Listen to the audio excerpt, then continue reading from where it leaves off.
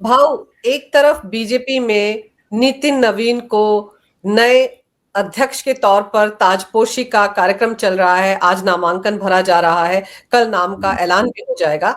तो सबसे युवा अध्यक्ष बीजेपी के पास होंगे। वो जो 60 साल के 50 साल के अध्यक्ष दूसरी पार्टियों के, उनको तो बहुत बड़ा संदेश है या नहीं?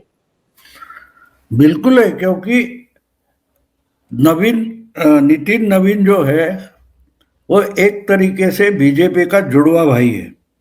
दोनों की उम्र एक है। बीजेपी की उम्र भी 45 है और नितिन नवीन की उम्र भी 45 है। तो सोचो आप, तो सिर्फ वो बात नहीं, आप हम देखते ही ये जवान है, बिल्कुल जवान नहीं है। वो जब पैदा हुआ उसको पता नहीं था कि पॉलिटिकल पार्टी वगैरह क्या होती है। जब बीजेपी की स्थापना 1980 में हो गई तो उस साल उसकी मेरा ख्याल है उसका जन्म हुआ है और आज वो पार्टी का प्रेसिडेंट बन सकता है। और शायद उसके घर में कोई पॉलिटिक्स में हो या ना हो सकता है। ये बड़ा सिग्नल है। देखो महाराष्ट्र में जो अभी कारपोरेशन के चुनाव हुए, उसका सबसे बड़ा टेक अवे अगर क्या होगा, तो बहुत सारे बाप कोई है, एमएलए है, एमपी है या मिनिस्टर है, उनके बच्चे बहुत 80% के आसपास बच्चे हार गए। तो वोटर सिग्नल देता रहता है, आपको देखना है मत देखो। रेलवे में सिग्नल होता है, हम रास्ते पर जाते हैं, हाईवे पर सिग्नल होता है, अलग अलग तरीके से सिग्नल होते हैं। वो अलर्ट होता है, आप ना मानो तो एक्सीडेंट की गारंटी है। तो ये अगर ये हो रहा है सब कुछ, तो और पार्टियों को समझना चाहिए। हाँ, एक बात होती है कि जब बहू घर में आती है, 4-5 साल हो जाते हैं, तो आहिस्ता आहिस्ता सास उसको घर का सब कारोबार दे देती है। तो ये समझने वाली बात है। अगर ना समझोगे तो आप घर में किरकिरी पैदा करोगे और उस कुछ नहीं। मेरे एक प्रोफेसर थे, तो वो केमिस्ट्री में पीएचडी किए हुए थे, यूनिवर्सिटी के हेड ऑफ द डिपार्टमेंट भी बने, रिटायर हो गए। अब फिर भारत में महिला क्रिकेट शुरू हो गए, उसमें उनकी बेटी थी। तो हमारे रिश्ते अच्छे थे, बहुत सालों बाद मिले। तो मैंने बोला सर कहाँ जा रहे हो? तो बोले एक शादी के लिए जा रहा हूँ। मैंने अच्छा किसकी शादी है? नहीं नहीं, मैं शादी के मंगलाष्टक करने जा रहा हूँ, मैं पुरोहित बन के जा रहा हूँ। मैं तो अचंभित हो गई, ये इतना बड़ा प्रोफेसर है, ये क्या कर रहे हो? बोले मैं ये सब करता हूँ, ब्राह्मण हूं तो ये आता था, तो अब ये करता हूँ। तो दक्षिणा नहीं लेता तो जिनका है का उनको बुरा लगता है। तो मैं क्या करता हूँ, गांव के हमारे स्कूल की रिसिप्ट फाड़ कर देता हूँ उनको और पैसा स्कूल के लिए भेज देता हूँ। तो मैंने बोला लेकिन ये क्यों करते हो आप तो इतने ज्ञानी हो, इतने बड़े पीएचडी वगैरह की है, तो ये करने के बजाय और कुछ? बोले नहीं देखो, घर में रहूंगा तो बेटे के और बहू के गृहस्थी में गड़बड़ करूंगा, तो अच्छा रहता है कि मैं निकलता हूं, ऐसा कुछ कर लेता हूं, तो बहू को चिंता रहती है कि बुढ़ा वापस आएगा कि नहीं समय पर। तो अच्छा खिलाते पिलाते केयर करती है। अगर नहीं तो मैं उनके गृहस्थी में नाक डालूंगा, डिस्टर्ब करूंगा। तो समयानुसार आपको अलग होना चाहिए। हाँ, फिर भी वो उसी घर में रहते हैं, उन पर ध्यान रहता है, बहू और बेटा अच्छी तरीके से संभालते हैं, वो भी उनको संभालते हैं, उनकी गलतियां दिखाते हैं, तो चल जाता है। लेकिन अगर आपके पास खाली टाइम है तो आप उसको डिस्टर्ब करोगे। तो जो बुढ़े हमारे जैसे हैं, तो उनको समय पर हटना भी चाहिए। हमारे हमारे मराठी में एक कहावत है की वाहन मुलाच्या पायाला यायला लागली की त्याला दोस्त माना। मतलब ये है कि हमारा जूता अगर बच्चा पहनने लगे और उसको सूट होता है, तो उसके बाद उसको दोस्त मानो, बच्चा मत मानो। तो हमारा दोस्त था, एक सीनियर था, हमको पत्रकारी था, उसने बढ़िया बोला था, वो बोले पुरानी कहावत हो गई, अब की बात बदल गई है कि बच्चा जूते से ना मारे उसके पहले उसको दोस्त मानो, दोस्त बनाओ। तो ये समय आ गया। अगर नहीं तो इसलिए तो कांग्रेस हो, बाकी की पार्टी, हमने देखी सीपीएम जैसी पार्टी खत्म क्यों हो गई? नई जनरेशन से इनका कोई लिंकेज ही नहीं है। वो किस ढंग से सोचते इनको पता नहीं है। तो आप उनकी जनरेशन की पार्टी कैसे चलाओगे? उनकी एम्बिशन, उनकी इच्छा, उनकी अपेक्षा आपको मालूम नहीं है, तो उनके लिए आप सरकार या सत्ता कैसे चलाओगे? इसलिए समय पे भजा। हाँ, आपका जो अनुभव है उसका फायदा नए जनरेशन को देने के लिए मार्गदर्शक बन जाओ, वो सही होता है।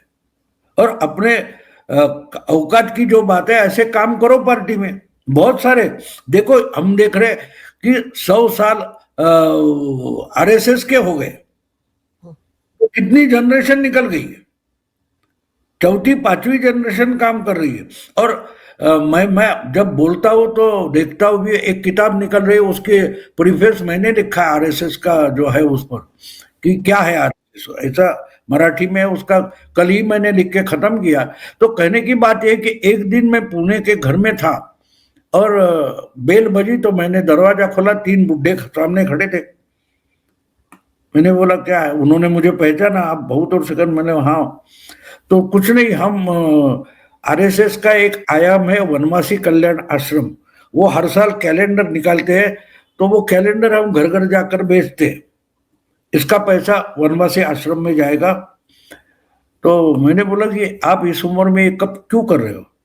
तो बोला हम पुराने जमाने के आरएसएस के स्वयंसेवक हैं, अब रोज घर में रहते, काम तो कुछ है नहीं, तो सुबह या शाम को घूमने निकलते, हमेशा हर दिन निकलते, आजकल ये कैलेंडर बेचने का काम कर रहे। तो देखो, उस आरएसएस के उम्र हुए कार्यकर्ता का आरएसएस के ढंग से इस्तेमाल कर रही है। उनको हाफ चड्डी डालकर शाखा पर नहीं लाया जाता, लेकिन वो काम कर रहे, उनको सूट हो ऐसा काम हो रहा है। और दूसरी तरफ जो मैंने हमारे प्रोफेसर की बात की, वो बहू बेटी के गृहस्थी में हस्तक्षेप नहीं करते, तो उनके घर के लिए भी सुविधा बन जाती है, उनके लिए काम बन जाता है, और अपने आप आरएसएस का एक आयाम जो है उसका काम बन जाता है। तो ये समझना जरूरी होता है। आप पकड़ कर बैठ जाओ तो गड़बड़ हो जाती है। समयानुसार आपकी उम्र है, आपकी क्षमता है, उस ढंग से अगर हर कुछ काम करे तो घर अच्छा चलता है, गृहस्थी अच्छी चलती है, संगठन भी अच्छा चलता है। तो नितिन नवीन के बारे में जो तुमने पूछा, इसलिए सब मैंने बताया कि बड़े हैं, उनको हटना पड़ेगा, इसका यह सबसे बड़ा सिग्नल है। ये अगले 30-40 साल की पार्टी और पॉलिटिक्स का सोच कर इनको लाया गया है। अब ये इसकी अहमियत आपको समझाऊं कि 1984 में जब बुरी तरह से बीजेपी हार गई थी, पहला चुनाव था, 80 में फॉर्म हो गई, उनके लिए लोकसभा का पहला चुनाव 1984 का था, बुरी तरह से हार गए। और उसमें उनका कोई गलती नहीं थी, इंदिरा की हत्या हो गई थी, इंदिरा जी की, और उसकी एक लहर बन गई थी, वो क्या राजू की पॉपुलैरिटी नहीं थी, लेकिन हार गए। उसके बाद बबन राव कुलकर्णी और वसंतराव भागवत, जो आरएसएस के बड़े कार्यकर्ता नेता थे, कभी चुनाव नहीं लड़े लेकिन ऑर्गेनाइजेशन काम करने वाले दिग्गज थे, उन्होंने तय किया कि अभी बीजेपी का चेहरा और मोहरा बदलना चाहिए, सूरत बदलनी चाहिए।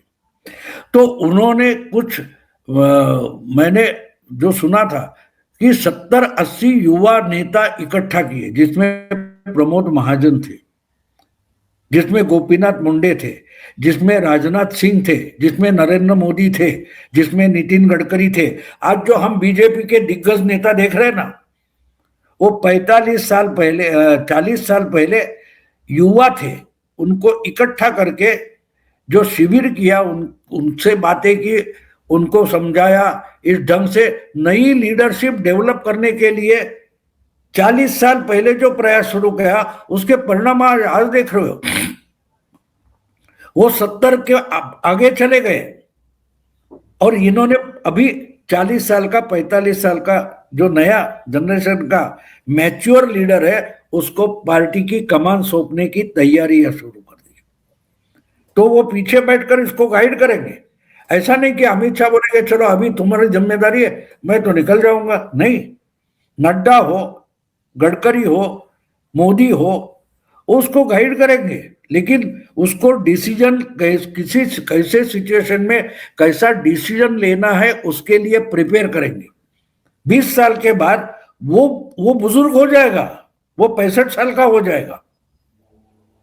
तो उस समय उसको दूसरों को गाइड करना है, इसके लिए डिसीजन लेने, इसके लिए तैयार कर रहे हैं। देखो, पार्टी का जो नेता होता है वो भाषण देने वाला ही नहीं होता, वो डिसीजन मेकर होता है। और डिसीजन मेकर होने के लिए आपको बड़ा अनुभव होना चाहिए। अगर नहीं है तो दूसरे का अनुभव बोरो करो, उधार ले लो और उस पर से अपने अनुभव की इमारत खड़ी करो। इस तरीके से पार्टियां चलती है। बिल्कुल आप भाव। बोलोगे, अच्छा जरा मेरे कुत्ते के लिए बिस्किट लेके आओ, ऐसा पार्टी का अध्यक्ष बनाओगे तो वो क्या करेगा? वो झाड़ू लगा सकता है, पार्टी नहीं चला सकता।